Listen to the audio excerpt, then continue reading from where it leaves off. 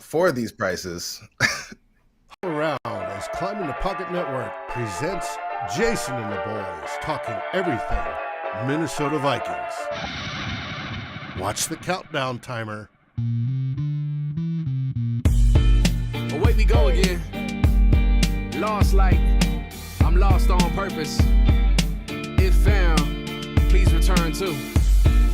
Girl, don't you know I'm lost on the road? I've been here before. When I get home, girl, don't you know I'm lost on the road? I've been here before. When I get home, my vision blurry, I'm paying the cost. I'm not enough. In fact, it's even better when you're not involved. When I miss your call, I feel that I evolve. Cause as you mentioned, I am more dependent than a college student on their parents or an old person on their pension. Not to mention when you hit me on WhatsApp without attention. And a bad booty bitch watch, then she looks tempting. Look, my Achilles heel is when I said what I feel, you said baby come home, and I don't think that I will. Cause all this motherfucking stress is gonna get me killed. Girl, don't you know I'm lost on the road? I've been here before. When I get home, girl, don't you know I'm lost on the road? I've been here before. When I get home, Huddle around as Climbing the Pocket Network presents Jason and the boys talking everything Minnesota Vikings. No, I can't play these games. No, you can't disrespect and call me names. Sending me signals like you about to switch lanes. Well, go on, do your thing. Go on, do your thing. I mix champagne and propane, get lit. I'm trying to forget all the things that you said, all the things that we did. Girl, don't you know I'm lost on the road? I've been here before. When I get home,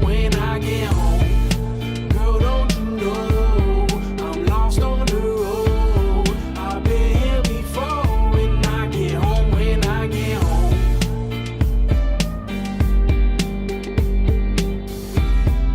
watch the breakdown. And I get home when I get home. You just gonna act like we normal now. Good luck. Don't you try to call me with that bullshit, telling me it's sorry. You act too quick. That's somebody else's problem now. You're somebody else's problem now. Don't you try to call me with that bullshit, telling me it's sorry. You act too quick. That's somebody else's problem now. You're somebody else's problem now.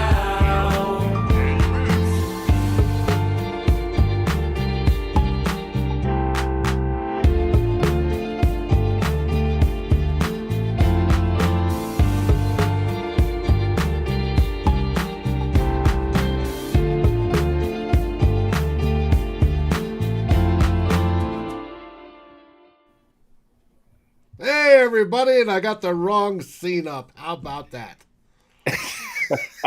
That's not supposed to work that way. Let's see April if this Fool. is- Fool. That's exactly how it's supposed to work. Here we go. Now we're back to normal. There it is. We're back. We are live.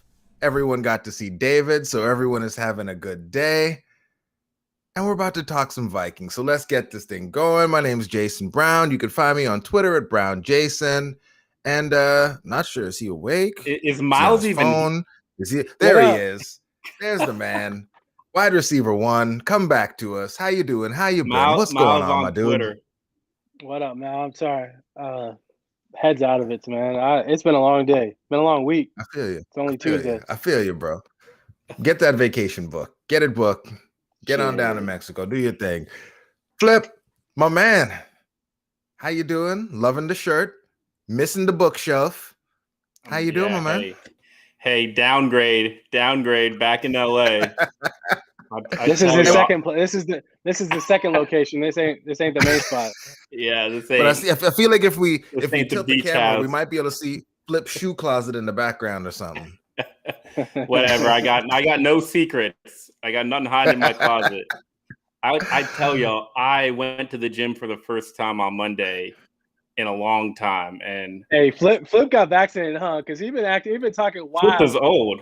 Oh, I'm back. Flip been talking wild. I'm fully shot 1, shot 2, not messing around with no Johnson and Johnson. I got that Pfizer. Let's go. I'm not messing around with that J&J.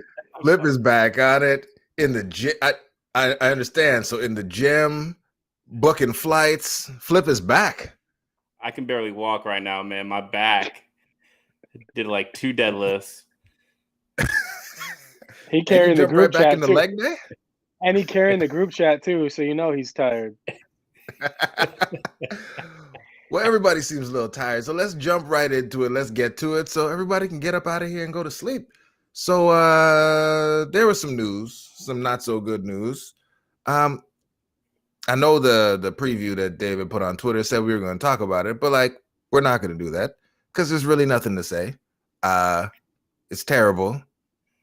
And that's it. We're not going to talk about what this means for the Vikings, what it means for their draft plans, free agency, any of that, because we're just not going to do that. So plenty of other places you can read that. We're going to move on, and we're going to talk about some big news that really isn't big news, but because it's a name that, you know, many Vikings fans still hold near and dear to their heart, Sam Darnold was traded, which immediately made Vikings fans say, what about Teddy Bridgewater? Is Teddy Bridgewater coming home? I know Yinka was probably the first person. He had them lightning fingers in the group chat, got right in there talking about bring my son home. And if we're being honest, Mike Zimmer probably wasn't too far behind him on his phone, text messaging Rick. But Flip, Myles, what are your thoughts? Teddy Bridgewater, if you were making odds on this, first, what are the odds you say something like this would happen? And then would you even want something like this to happen? Myles, I'll go to you first. I love Teddy Bridgewater. I named my dog after Teddy Bridgewater, by the way. No, at this point, I just don't think it makes sense for the Vikings. Obviously, financially, they can't afford it, A. B, I don't think if they were to invest that much into a backup quarterback, they should go get – not that Teddy's old. They should go get a younger, cheaper, like someone they can mold and bring up. Because as much as I love Teddy, he'll bring you a certain baseline, but I also don't know if Teddy's going to take you any further than where the Vikings have gone either. And that's not to say I think Teddy's a bad quarterback. I think Teddy's still a really good quarterback, and he does a lot of really good things. But I just think based off the post injury and everything, I just don't think there's any more of that I don't even know the word I'm looking for. You're looking for the juice? The juice. I think Teddy's developing himself into a really good fringe starter backup quarterback for a very long time, for the rest of his career. I think he fits that mold right now really well, and that's not me trying to knock him at all. But I just don't think he gives you a higher ceiling than anything that the Vikings currently have in Kirk Cousins. I don't think he gives you a higher ceiling than Kirk Cousins does. He might give you a similar floor, but I just don't think it would make sense for the Vikings at where they're at right now. If the Vikings had traded Kirk Cousins or were going with a rookie quarterback, making a trade for Teddy Bridgewater would make sense, I think, because then you could have a bridge back quarterback in place. But with Kirk Cousins in place, it doesn't make sense. And yes, Ryan, I'm not sure if you heard what we started the show talking about, but Flip got vaccinated. Flip is back. We got bearded Flip. This is super villain Flip. Yeah, Flip is working out. Flip is ready to go, son. He's back. I don't even know. Draft season about to hit. So Flip, Teddy Bridgewater. Yeah. What are your thoughts? Some might say he'd be the perfect Mike Zimmer quarterback. What are your thoughts on Teddy? Vikings reunion, is that a thing? Would you want that to be a thing? I think it's interesting that Myles just went straight to the kind of suggesting that if he came at all, it would be as a starter or a bridge quarterback. But that's really what you need to do when you look at his contract. I'm not a cap expert. We can talk to some other people on the Clown in the Pocket network, but Teddy's due for a $23 million cap hit this year. Maybe if you traded him, then Carolina would keep some of that cap hit. But there's no way that Minnesota is going to pay $54 million for quarterbacks, one of which is going to back up Kirk Cousins. And, even if you were to somehow get Teddy and let Kirk go, that's going to just be a cap nightmare. So it's just not feasible financially. On the field, look, I think, I love Teddy Bridgewater. I wish the best for him, but you got to be honest here in how he played in 2020 for the Panthers just didn't really add to his value, or he basically had like a 1-year prove it season to be an NFL quarterback. And what we're learning is Carolina don't think that he proved it, and they were ready to go in a different direction. So certainly for a team that's right in the middle of their quarterback plan, like the Minnesota Vikings, for a front office that treats Kirk Cousins like a franchise quarterback, it does not make sense. There are some other intriguing options for him as you look around the league, but definitely not here in Minnesota. All right. So, Flip, you just get it. So this last thing on Teddy Bridgewater before we move on. You said intriguing options. Flip, what would be your favorite landing spot for Teddy Bridgewater? I would probably say Pittsburgh, Steelers. Ooh. Myles, how about you? Steelers? No. He's going to get some playing time. I don't know. I just don't feel like the vibe. Teddy that just doesn't feel like it doesn't feel right. I don't know. Hey man, it's just Wiz Khalifa, black and yellow, Mike Tomlin. I just got that like shiver, like no. I think Denver makes sense. What's the other shitty quarterback teams? The Jets. No, I'm playing. I go back to the Jets. Yeah, I think Denver makes sense, and I think I even think the Dolphins could make sense. Like if Tua's got has got the injury history and stuff like that. Like maybe they're still a little unsure, but they also want a proven vet behind him, like they had with Fitzpatrick. That one also kind of makes sense boy. To me too. A hometown kid. Teddy was basically a year too early with the Saints because that's why I like the Steelers is because at least he can be there. Just wait a year and they can say, okay, let's give this guy another year, just like the Saints are doing with Jameis Winston. But for him to come on, y'all, if y'all really want to see like a Drew Lock versus Teddy Bridgewater quarterback competition in Denver, great. But I got news for you. They're just going to draft a different quarterback either this year or next year anyways. So fair. All right. So the next thing I wanted to talk about tonight, just because, we're in a cycle now. Wow. Folks are starting to damn, Plumpo coming out swinging. Vikings would fall under the shitty quarterback teams. I mean, damn, he ain't that bad. Damn. Like, chill out. Hey, we're about to talk about trading him. But damn.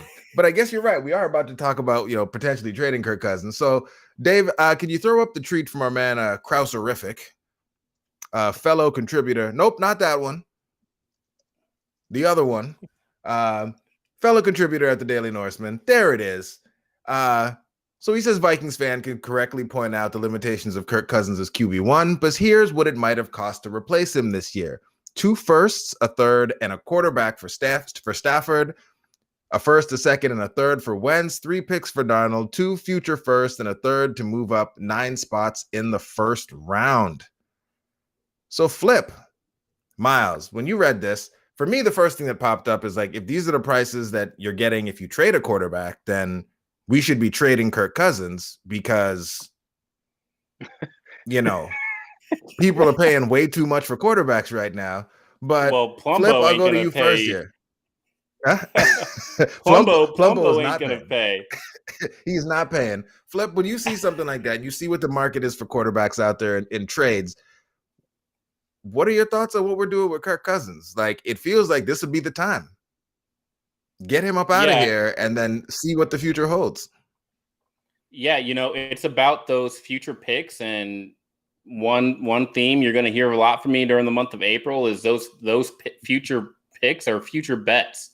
And so, look, if you think that you're going to have better success with those individual first round, second round, third round bets than you would from a bet on a quarterback this year,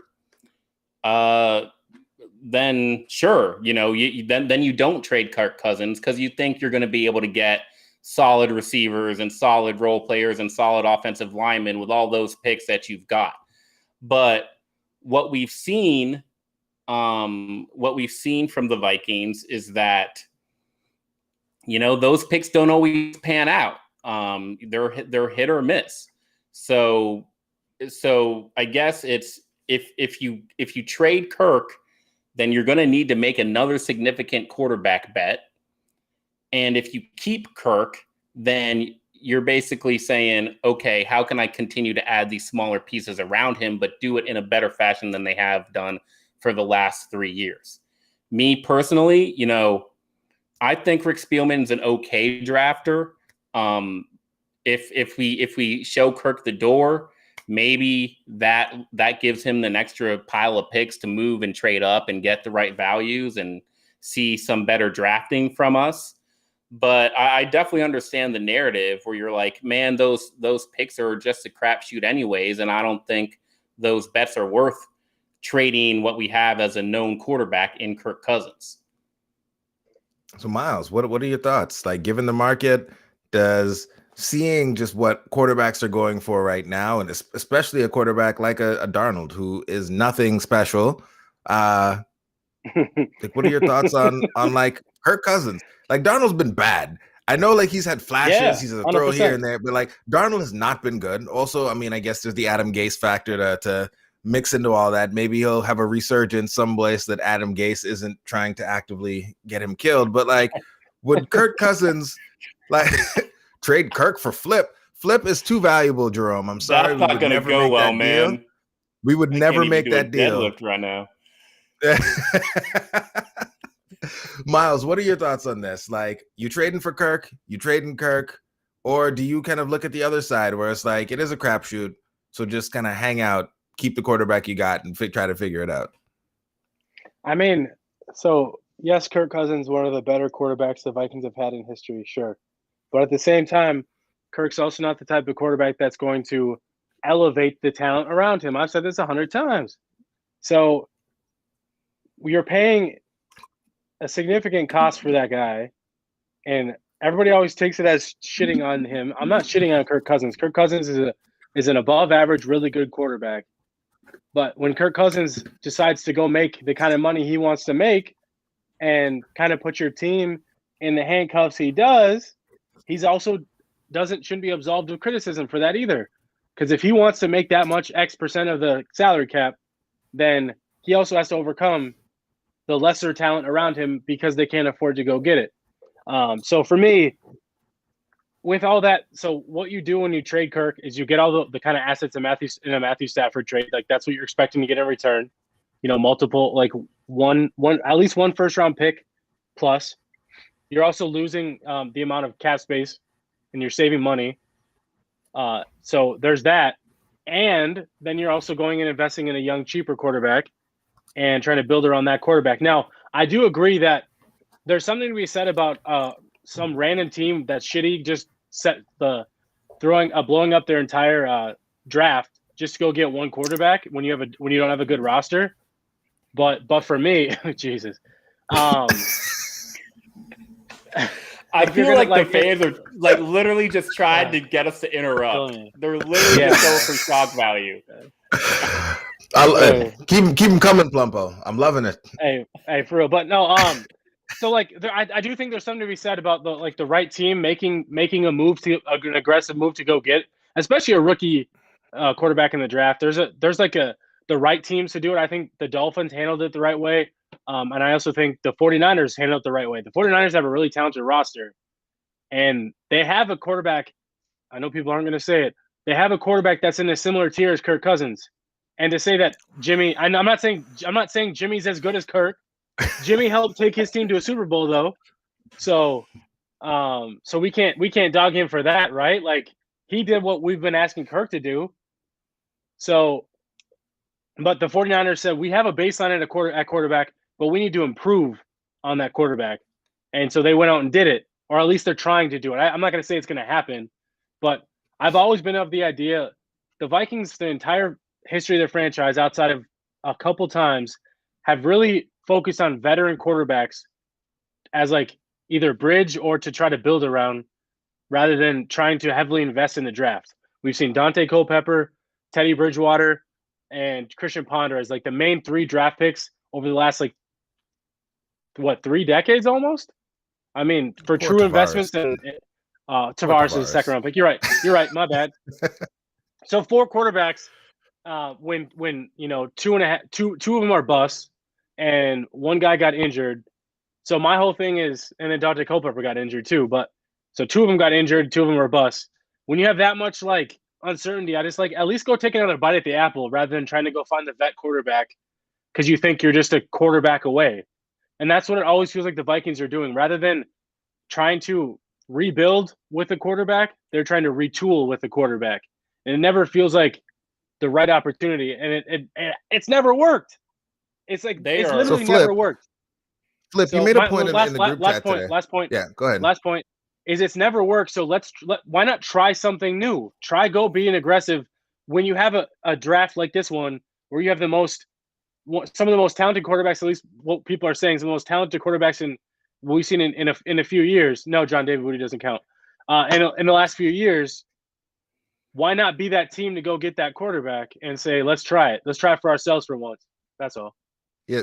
So, Flip, we just had someone ask if Justin Fields falls to 14, do the Vikings draft him? The fact that that's even a conversation seems crazy. But you made a point about the cost control part of getting a rookie quarterback and why that's so important in the group chat. Could you maybe elaborate a little bit on this? That yes, there's uncertainty, but the flip side of that is that you get cheap with that uncertainty that can also still help you kind of max out a roster in other ways. Yeah. Again, it's so if you go with a rookie quarterback, there's a high probability that quarterback's going to be worse than Kirk Cousins, no doubt. But the difference is that young quarterback, Justin Fields, for example, he's going to be under Vikings control for 4 or 5 years rather than the 2 years we have Kirk Cousins for. And Justin Fields is going to make, $8 to $10 million for the next 4 to 5 years rather than the $31 and $45 million cap hits we have for Kirk Cousins. So all that value means that if we get a quarterback, a rookie quarterback equal to Kirk Cousins, that's an automatic home run. If we even get a quarterback that's a little worse than Kirk Cousins as a rookie, as a second-year player, that's still a home run because that quarterback has still got potential and you saved on all those resources. So just the idea that we shouldn't take a quarterback because that quarterback's not going to be as good as Kirk Cousins, that's just not looking at the argument correctly. You have to value all the other ways that a rookie quarterback generates value for his football team. Plumpo, if they take a off-ball linebacker at 14, we storm the gates. It's that is not okay. We should not do any of that. No, sir. We can't have it. We cannot have it. Please, y'all about to get at Jayson now. Jayson don't want to see no linebacker. No. And if they're not gonna let Anthony Barr rush the passer, why the hell are they gonna let Micah Parsons do it? So true. We get some double A looks though. Yeah, we get some double A looks. Hey, but David brought up a good point about the Spielman-Zimmer hot seat situation, and we've heard some rumblings that the Vikings had some offers for Kirk Cousins, and the owners basically said no because if they can't upgrade, if they can't guarantee themselves an upgrade over Kirk Cousins, they're not hearing it in 2021 because their focus is getting to the playoffs. And that's always been a problem for me. Is the goal is the playoffs, and then it's basically get to the playoffs and hope you can get further and hope you can get hot. And it's like, well, if you build a good enough roster, you shouldn't be the I hope we win our playoff game type of team. You should be the we're gonna win our playoff game type of team. And that's the difference in mentality that I've been feeling with the Vikings the last few years. It's not even that, Myles. It's when you're shooting a basketball, you don't shoot directly at the rim. It's not a you got to arc it. You got to shoot above just making the playoffs. You shoot for a Super Bowl and hopefully you land at a consistent playoff contender. And that's the issue is the Vikings are consistently just shooting the ball to be a playoff contender and they're just missing the rim entirely. They're just shooting short because they're not being aggressive enough with their goals. I'm with you for sure. Yeah. It's a weird analogy, but I got you. No, Flip is it's story time with Flip. I'm loving it. It's gonna happen. Story time with Flip. Dan, I'm gonna go ahead and just be honest. Ian Book, I have no idea who that is. Myles, have you watched any Ian Book? So with what the Vikings have done, the Vikings don't draft quarterbacks. I think Nate Stanley was the first quarterback they drafted outside the first round in what? I think it's been since John David Booty. Honestly, like that might be the last time they drafted a quarterback not in the first round.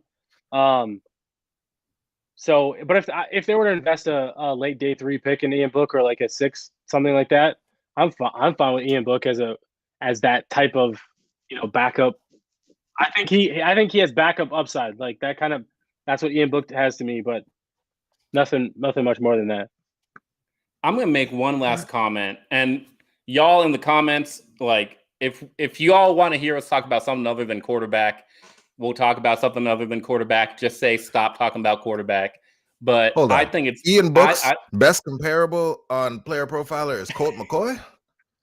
Oh, let's go. If we got Colt McCoy, if you got Colt McCoy as your backup, fine. Like I don't care, whatever. Okay, I think you're right. For me, the longer Kirk Cousins stays in purple, the less the lack of a Super Bowl appearance is his fault.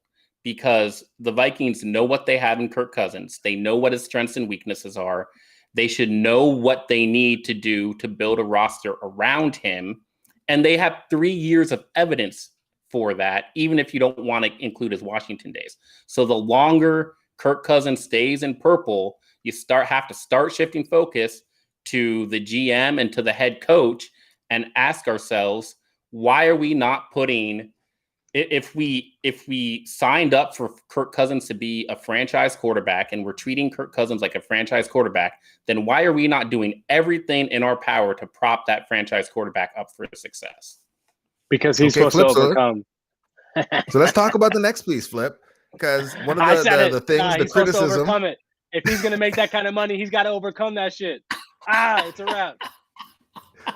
One of the things we keep hearing is that it's the offensive line. It's the offensive line. It's the offensive line. I know. We need to give him more help on the offensive line. David, can you throw up the other tweet about the offensive line? I love that Trey Lance plumbo. Yeah, we need it. We need Trey Lance. So the tweet that our friend Matt Anderson he shared, you got to zoom in real close if you're looking at it here. But basically, what it breaks down to is that since 2016, the Vikings have spent 24.6% of their draft capital on the offensive line, 18% on corners, 16% on wide receivers. And Flip and others, you're saying that we need to give Kirk everything that he needs to be successful. And the most common criticism is that we haven't given enough help across the offensive line. What do you feel like needs to change? Because they're obviously trying. So what is, in your view, the missing piece that we keep throwing resources at this thing to try to give Kirk the protection that everyone says that he needs, but it ain't working? Myles, go. Wow. Well, so they've handled offensive tackle fine. I'm fine with offensive tackle. I think they've done a pretty good job. Not that I think they should have. I don't think they should have gotten rid of Reef. Fine. There's talent in the draft if that's their plan. Cool. I think they've handled offensive tackle pretty well. When they needed it back in 2017, they went out and paid for it. They weren't great, but those guys got the job done to get them to an NFC Championship game. Center, I'm not the biggest Bradbury guy, but at least they were like, all right, we identified a guy. We think the top 3 positions on the offensive line for us are left tackle, right tackle, center, and then we fill in between. I'm okay with that strategy, but you got to increase the baseline of where that level of guard play is, because they haven't done that. That's the issue that they haven't done. They don't have to pay and go get a really expensive guard to have a decent guard. Just stop taking the bottom of the barrel and expecting it to play better than what you're paying it to be. Like that's the reality. That's what they've been doing. Outside of Ezra Cleveland, if he stays at guard, I think he'll be fine. But like that's also fine. But the other guard spot is like there have been guys in the free agent market they could go get that would literally just give you a average level of play, and that's fine. That's literally all you need. But they don't even seem open to trying to go do that when that player is a really cheap player. They go and trade for a Mason Cole who wasn't good in Arizona, and now they're like, well, if we move him to guard, maybe he'll be good again, or he'll be good in general. Or they say Dakota Dozier's been here, he knows the system, maybe he'll improve. Like all this shit, like they know the answers to what they're trying to do. They're just hoping it's going to work out, and it rarely has. Yeah. Dan Henneman hit it on the head. Like that 25% number, I mean, that's just, it doesn't mean anything because you've got 9 offensive linemen on the 53-man roster. That's so that's every team's going to have. Put that in the tweet below. Okay. Good for you, Matt. So why did we show the tweet below? Did we show it? It was just real small. No, I don't want to see it again. I'm never. I don't. Here. Let me drop. No. Okay. Let me drop just another quick analogy. This one's for you, Ryan. So story time with Flip. Is it about Drew Samia? The Vikings drafted Matt Hughes, 2018. Mike Hughes, 2018. They missed on Mike Hughes, and they said, "Wow, but not because of talent. Not because of talent." Yeah, not because of talent, but they said, hey, you know what? We got to fix that. So they went out and they replaced Mike Hughes. They drafted a round 1 corner who shall not be named, a round 3 corner, it's not funny. A round 3 corner, and Patrick Peterson, all to replace this hole at cornerback after that draft miss. So let's go to guard now. The Vikings draft Pat Elflein. He doesn't pan out. What do the Vikings do to replace Pat Elflein? Well, they did get, I'll give them credit for drafting Garrett Bradbury, another 1st-round pick, but instead of a 3rd-round pick, they draft a 4th rounder, Drew Samia, and then instead of Patrick Peterson, they bring back Dakota Dozier. So you tell me where they're actually pouring more talent and more priority to. It's not offensive line. Well, it's not a guard. I think they're pouring resources into the center and offensive tackles. They're not pouring resources into the guards. We're about to have a fight in the comments. We're about to have Dan versus Ryan. In general. Dan is shitting on Drew Samia. So I might we might just take a pause to watch this unfold. Oh, and Ryan backs down out the gate. Because Dan mentioned Dave, Oklahoma you got player. Some music while we watch this in the comments? Ben Powers played Oklahoma. What's Ryan supposed to say? He sucks? Of course he likes Ben Powers. So on the offensive line, last thing, Brian O'Neill, left tackle. Is that going down? Because Myles, you keep throwing out some names for the Vikings to look at for the offensive line, and most of them seem to be natural right tackles. Myles, talk to me. Is this what you think is going to happen? Is this what you hope happens? What are your thoughts on this shift that Brian O'Neill moving over, potentially left tackle now that Reef has been let go, and that we're in an offensive tackle deep NFL draft class? So I'll start by saying I've never wanted Brian O'Neill to move to left tackle, especially after his rookie or not. If they'd done it his rookie year, fine. But I think since he's played 3 straight seasons at right tackle and he's gotten a comfort level at right tackle, we know he's progressed at that position. I just have a hard time moving him to the other side. Not that I don't think he'd be good at it. I just think you're making him relearn something that he's kind of gotten accustomed to. But on top of that, I think it's something that they're really considering. I think we know that before the season started with Riley Reef, if they were threatening to cut Riley Reef, if he didn't take a pay cut, and so the plan had they cut Reef would have been to move O'Neal to left tackle and Rashad Hill to right tackle. I know we've heard some rumors that was the plan. I think it was Chris Thomason that said that. That didn't happen. Obviously, they didn't cut Riley Reef at the time, but they cut Riley Reef now. So that tells me, and they haven't replaced Riley Reef. And I know we have the draft to go, so of course, right? And they brought back Rashad Hill. Rashad Hill's a baseline level offensive tackle. He's a good backup swing tackle with an opportunity to be a low end starter. I think that's kind of the level of Rashad Hill. We've seen Rashad Hill in 2018 be the starting right tackle when the Vikings drafted Brian O'Neill. So where I see the situation happening is the Vikings potentially moving O'Neill for left tackle and targeting a potential right tackle in the draft and doing a similar situation to what we saw in 2018, where they have Rashad Hill as your baseline starter and you mold the young guy to come in maybe midseason or maybe even earlier. I don't know, but that's kind of what the plan could be. I'm not calling it the right idea, Flip. I'm just saying it's something I wouldn't be surprised to see this team do because we've seen them do it before. That's not why I'm shaking my head. I'm shaking because that is not your. Are you shaking take. your head because Ben Powers take. is also bad? No, that is not my. That is my take. You come on, is there a way to just put up another video? I said this the day that Riley Reef got cut. The day I put a video out on Twitter, everyone hated me for it. I told y'all Ezra Cleveland is a guard. Number one, people didn't want to hear that. Ezra Cleveland is a guard. I said they're going to move Brian O'Neill from right tackle to left tackle and pay him extension franchise left tackle type money. And then they're going to bring Rashad Hill back. I said all of this. They're going to bring Rashad Hill back and then draft a right tackle. I'm just taking it out on you, Myles, but it's everybody out there. Everybody in the comments. I said this. Listen to Flip.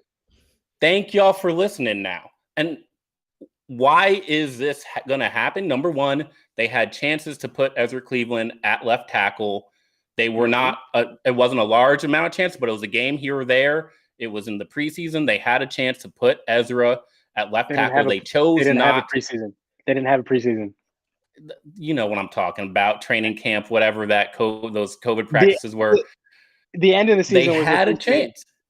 Yeah, they had a chance. They chose not to. And number two, no matter which rookie you bring in here, they're not just going to trust a rookie to come in and protect Kirk Cousins, protect their franchise quarterback's blind side day one. Exactly.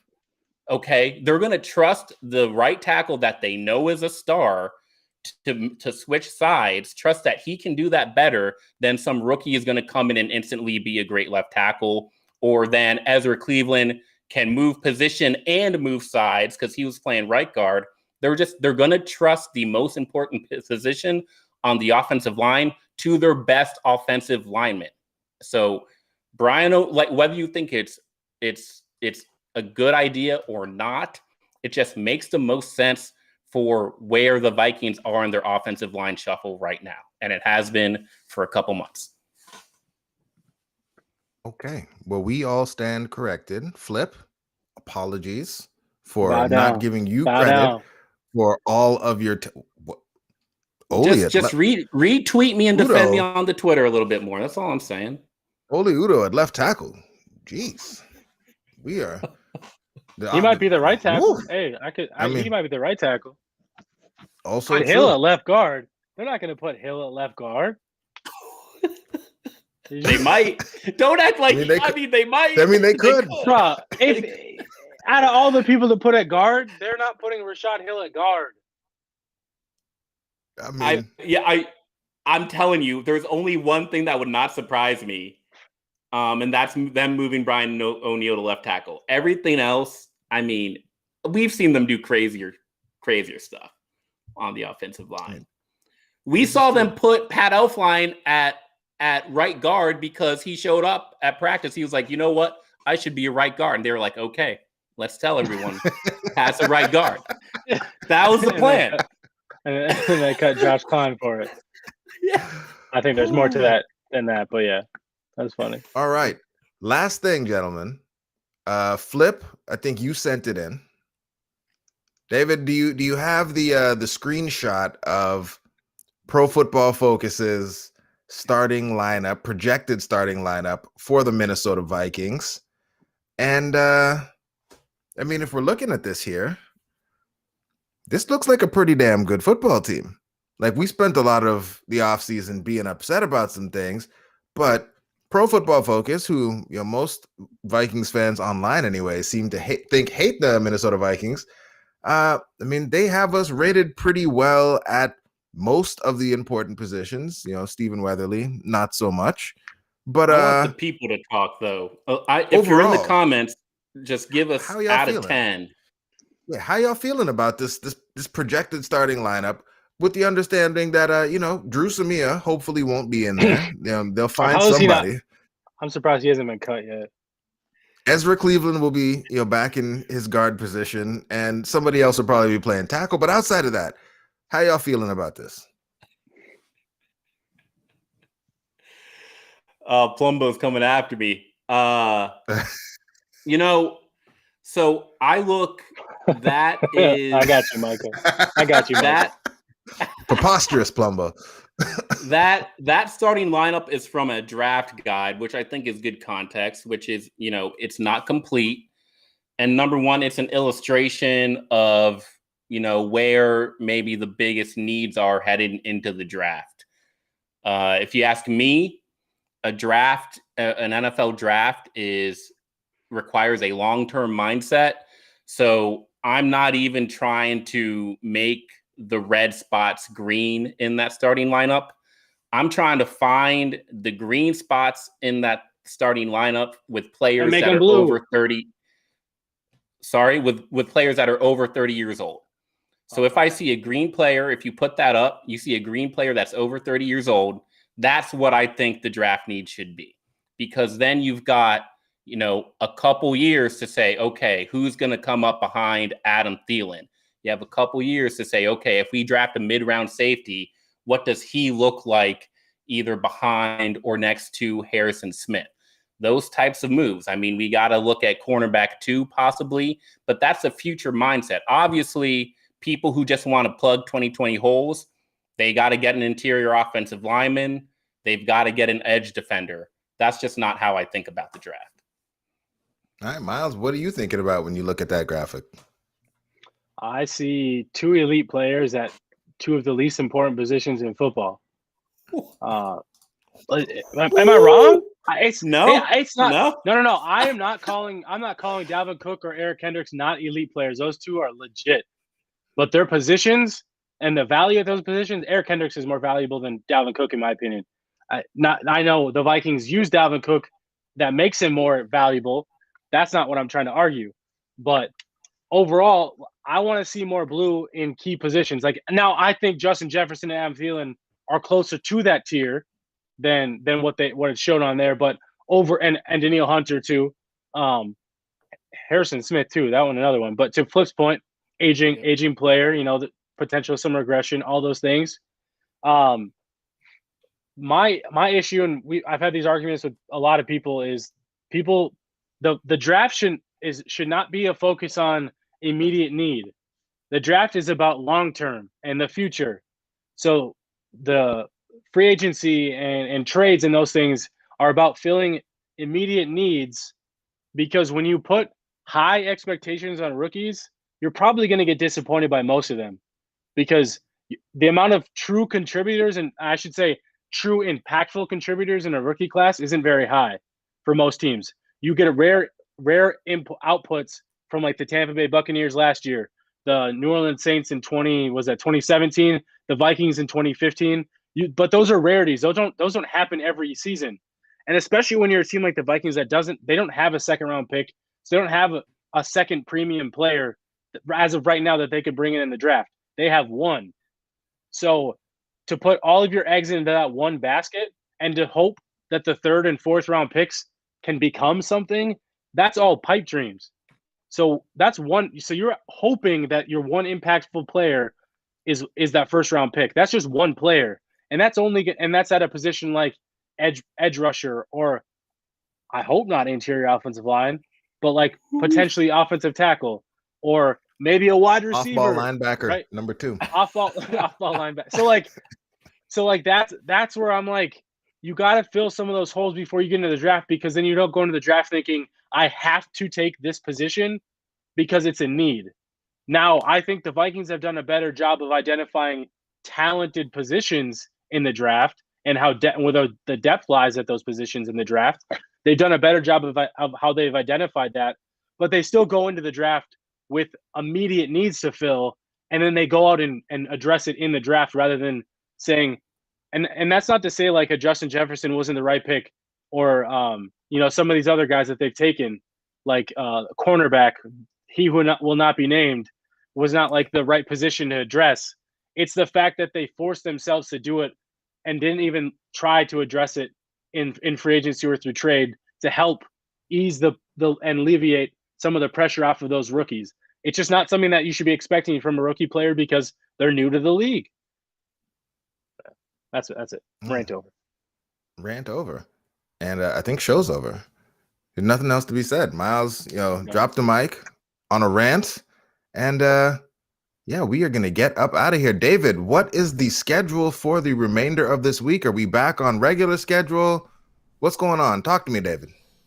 We are back on regular schedule. That is correct. Tomorrow night, we have Vikings Happy Hour with special guest, and you all will know who it is because it is Mr. Daniel House. He will be joining the group for Vikings talk and some good beverage. Oh, I'll be on that. Oh. All right. Well, Myles will be back.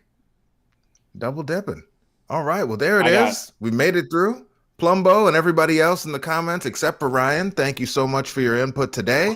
And except for Ryan. Yeah. I feel like Ryan and Dan made up, man. We told everyone they were fighting, but when they kiss and make up, we should give them credit for that. They were both fighting over 2 terrible players from Oklahoma. So that was my bad. I thought they were like talking about a player who was good, but that other player was also bad. Now, the last time the Vikings had the 14th overall pick, they drafted DJ Dozier, running back. I'm sure none of y'all have heard. Maybe some of y'all have heard of him, but what year was that? I've heard of his son, 1987. Wow. But remember, this is what Zim said. I think what we've done in free agency so far is allowed us to be able to take the best player available wherever he is. There it is. Cornerback incoming. And Here comes David, the cornerback. Play the music. Play the. Thank you for watching or listening. As always, if you like, subscribe, and ring the bell for notifications. And if you're listening to the podcast, please rate us on your favorite aggregator. Roll, everybody.